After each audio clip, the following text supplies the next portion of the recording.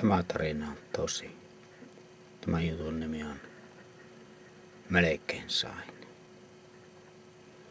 Sattupa sillä tappaa kerran, että olin yhden naisimmeisen kanssa sillä tavalla niinku ollaan niinku seinien sisällä ja ulkoilmalta suojassa, niin liekö ollut lauantai eli sunnuntai, mikäli ollut. Siinä sitten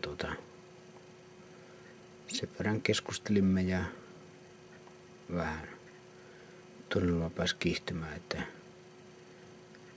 minä pääsin ehdottelemaan vaikka minkä näköistä. Ja niin se vaan meni, että sinne sitten juttu sen verran luisti, että tuli puhetta, että jahka sitä niinku riisuttaisi vähän vaatetta pois. Ja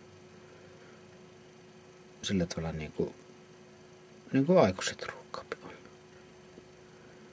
No helevata, minähän innostun vallan kauheasti. Tuntui jo hetken aikaa, että ja eikö miten. Ei muuta kuin homma. No niinhän siinä kävi, että rupesi sitten tämä seuralainen kyselemään, että onko sitä kortonkia. No. Eihän mulla ollut. Voi hyvän tähe. Jopa siinä vähän mennessä kiihku ruveta lannistumaan, mutta ei se auttanut mitään. Tien toisella puolella kioski. Ei muuta kuin vaatetta päälle ja sinne. Minähän menen suten. Hirmu vauhtia kuule ja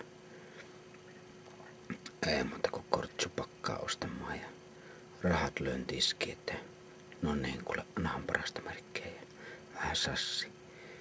No minä ostan ja maksan ja lähden takaisin.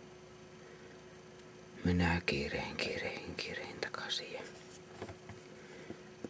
menen takaisin sisään ja otan takkia päältä pois, kenkää pois, lyön kortsut pöytä, että nyt umpelit ja pumput ja rupean riisumaan ja housua, niin eiköhän kuulu sieltä, että näissä on vanha päivä.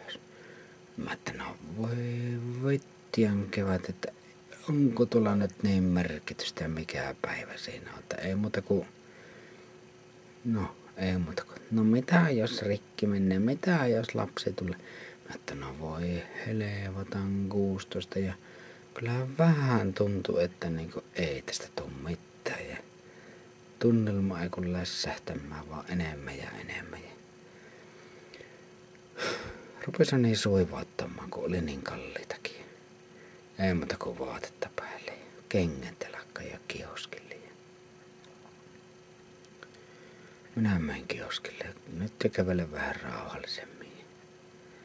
Ukolle annan sinne kioskille kortongit pöytä. Tänään on kuule vanha päivä. Sitten minä näitä voi ottaa. Niin eiköhän kehtaan, että no ei se haittaa. Että kyllä ne on ihan hyviä. Eikä no sanoa ole sillä tavalla niin kuin maijossa.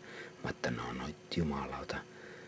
Aina nyt kumma perkele. Että minä tänne asti tuun, niin kyllä sinä annat mulle uuden paketin. Että sinäkö sä otat sen lapsen hoitaaksi, jos nämä posahtaa, niin vielä vähän inkutti, mutta tämä lapsi oli semmoinen veto, että eiköhän löytynyt uusi pakka, mutta saihan minä ne kortonkit, mutta kyllä täytyy sanoa, että